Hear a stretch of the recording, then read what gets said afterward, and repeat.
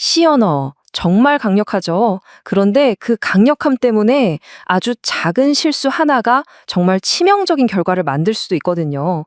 그래서 오늘은 코드를 안전하게 지켜주는 규칙에 대해 왜 이게 중요한지 한번 제대로 파헤쳐 보겠습니다. C 언어의 매력이 뭐겠어요? 바로 프로그래머한테 엄청난 자유를 준다는 거죠. 뭐랄까, 하드웨어의 가장 깊은 곳까지 직접 만질 수 있는 그런 느낌?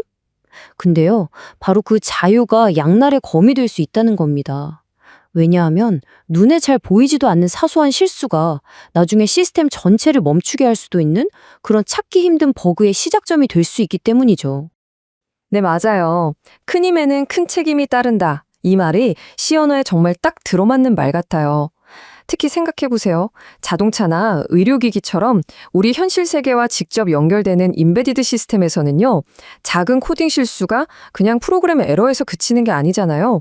바로 사람의 안전과 직결되는 심각한 문제로 이어질 수 있단 말이죠. 그러니까 바로 이래서 규칙이 필요한 겁니다.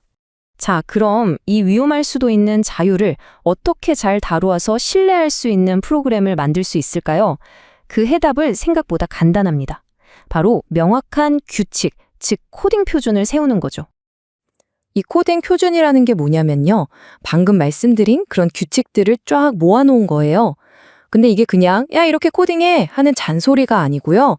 소프트웨어의 신뢰성, 그리고 나중에 고치기 쉬운 유지보수성, 또 어떤 환경에 가져다 놔도 잘 돌아가게 만드는 이식성까지 이걸 다 보장하기 위한 일종의 약속인 셈이죠. 비행기 조종사들이 이륙하기 전에 항상 체크리스트를 확인하잖아요. 똑같습니다. 프로그래머한테도 이런 든든한 안전장치가 반드시 필요하다는 거죠. 자, 그럼 이론적인 얘기는 이쯤 하고요. 이제부터 진짜 재밌어집니다. 실제 코드를 보면서 좋은 규칙을 따랐을 때랑 그냥 나쁜 습관대로 짰을 때랑 얼마나 큰 차이가 나는지 직접 한번 확인해 보시죠. 자, 첫 번째 예제입니다. 프로그래머들이 정말 흔하게 저지르는 실수 중 하나인데요. 바로 이 반복문, 루프를 돌릴 때 조건을 잘못 쓰는 경우예요. 이게 정말 사소해 보이는데 결과는 전혀 사소하지가 않습니다. 자, 왼쪽 코드를 한번 보실까요? 포문인데요. i를 0부터 시작해서 2씩 늘려가요. 그리고 조건이 i가 9가 아닐 때까지, i가 not equal 9일 때까지 계속 돌라는 거죠. 어때요? 언뜻 보면 뭐 문제 없어 보이죠? 그런데 함정이 있습니다. i 값을 따라가 볼게요. 0, 2, 4, 6, 8. 그 다음 뭐죠? 바로 10이 돼버립니다. 9를 그냥 건너뛰어 버리는 거예요. 그럼 i는 영원히 9가 될 수 없으니까 이 루프는 끝나지 않는 무한 루프에 빠지게 됩니다. 완전 재앙이죠. 그런데 오른쪽처럼 조건을 not equal 대신 less로 바꿔서 9보다 작을 때까지라고만 해주면 어떨까요? i가 10이 되는 순간 조건이 거짓이 되면서 루프가 안전하게 종료됩니다. 와, 진짜 작은 기호 하나가 프로그램의 운명을 가르네요. 방금 보셨죠? 코드는 컴퓨터만 읽는 게 아니라 동료 개발자나 미래의 내가 읽는 거잖아요. 그래서 이번엔 프로그래머의 의도를 코드에 명확하게 드러내는 게 왜 중요한지 보여주는 예를 하나 더 보겠습니다. C 언어의 특징 중 하나가 숫자 0은 거짓이고 0이 아닌 모든 숫자는 참으로 취급한다는 거예요. 그래서 왼쪽처럼 if x라고만 써도 문법적으로는 아무 문제가 없어요. 근데 코드를 읽는 사람 입장에선 좀 헷갈릴 수 있습니다. 이게 x가 불리한 값으로 참일 때를 의미하는 건지 아니면 x가 0이 아닐 때를 의미하는 건지 혹시 x 포인터가 널이 아닐 때를 의미하는 건지 그 의도가 불분명하죠. 하지만 오른쪽처럼 if x not equal 0이라고 딱 써주면 어때요? 아, 이 사람은 x가 숫자 0이 아닌지를 확인하고 싶었구나 하고 의도가 너무나 명확해지죠. 이런 사소한 배려가 오해를 막고 버그를 줄이는 겁니다. 이런 애매함, 모호함의 문제가 비단 조건문에서만 나타나는 건 아닙니다. C 언어의 정말 기본적인 요소인 함수 선언에서도 비슷한 문제가 생길 수 있어요. 자, 이 두 개의 함수 선언, 비슷해 보이지만 하늘과 땅 차이입니다. 정말 중요해요. 왼쪽처럼 괄호를 그냥 텅 비워두는 거 있죠. 이건 사실 좀 오류된 스타일인데 이 함수에 어떤 매개 변수가 몇 개나 들어올지 나도 잘 모르겠어 라는 뜻이에요. 그럼 어떻게 될까요?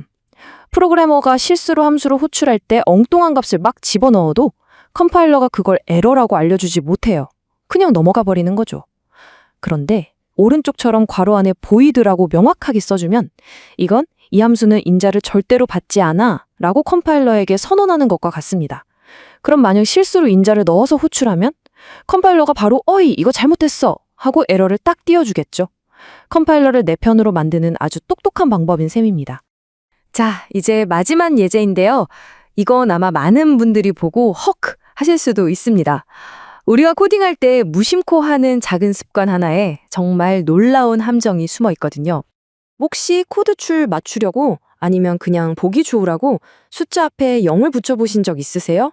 A는 1, B는 0, 2, 뭐 이런 식으로요. 그런데 바로 여기에 C 언어에 진짜 무서운 함정이 있습니다. C 컴파일러는요, 숫자 앞에 0이 붙어 있으면 이걸 우리가 쓰는 10진수로 보지 않아요. 8진수로 해석해버립니다. 이건 아주 오래전 유닉스 시절부터 내려온 역사적인 이유 때문인데요. 그래서 코드에 A는 010이라고 쓰면 변수 A에는 숫자 10이 들어가는 게 아니라 8진수 10, 즉 10진수로는 8이 들어가게 됩니다. 와, 생각만 해도 끔찍하죠? 값 자체가 달라져 버리니까 정말 잡기 힘든 버그의 원인이 될 수 있습니다. 네, 지금까지 몇 가지 구체적인 규칙들을 살펴봤는데요. 사실 이런 규칙들은 훨씬 더 많습니다. 이렇게 수많은 규칙들을 체계적으로 정리해서 모아놓은 걸 우리가 코딩 표준이라고 부르는 거고요. 자, 그럼 여기서 다음 질문이 나오겠죠? 그럼 대체 어떤 표준을 따라야 하는가? 여기서 아마 이런 궁금증이 드실 거예요. 아니, 요즘 제일 최신 C 표준은 C11이나 C18도 있는데 왜 굳이 예전 버전인 C99를 기준으로 삼으라는 거지? 아주 좋은 질문입니다. 그 이유를 알려면 C 언어 표준이 어떻게 발전해 왔는지 역사를 잠깐 훑어볼 필요가 있어요. 보면 1989년에 처음으로 공식 표준인 C89가 나왔고요. 이게 국제 표준이 되면서 C90이 됐습니다. 그리고 쭉 발전하다가 1999년에 나온 C99에서 굉장히 많은 현대적인 기능들이 대거 추가됐어요. 그 이후에 2011년에 C11이 나왔고요. 이 흐름을 보면 C99가 C 언어의 현대화에 있어서 정말 중요한 분기점이었다는 거 알 수 있죠. 정답은 바로 안정성과 호환성, 이 두 단어의 절묘한 균형점 때문입니다. 물론 C11이 더 최신 표준이니까 새로운 기능들이 더 있는 건 맞아요. 하지만 문제는 뭐냐면 이 세상에는 정말 다양한 종류의 컴파일러와 개발 도구들이 있잖아요. 그 모든 것들이 C11의 새로운 기능들을 완벽하게 똑같이 지원한다고 아무도 보장할 수 없다는 겁니다. 어떤 컴파일러에선 되고 다른 데선 안 될 수도 있다는 거죠. 하지만 C99는 다릅니다. 나온 지 20년이 넘었잖아요. 그 시간 동안 수많은 환경에서 검증에 검증을 거듭하면서 C99를 따르면 웬만한 곳에선 다 똑같이 돌아간다는 강력한 믿음을 주게 된 거죠. 여러분이 만약 비행기 제어 시스템을 만든다고 생각해 보세요. 반짝이는 최신 기능이 중요할까요? 아니면 어떤 상황에서도 절대 오작동하지 않는다는 검증된 안정성이 중요할까요? 당연히 후자겠죠. C99가 바로 그 안정성의 최적점, 스윗스팟에 있는 표준이라고 할 수 있습니다.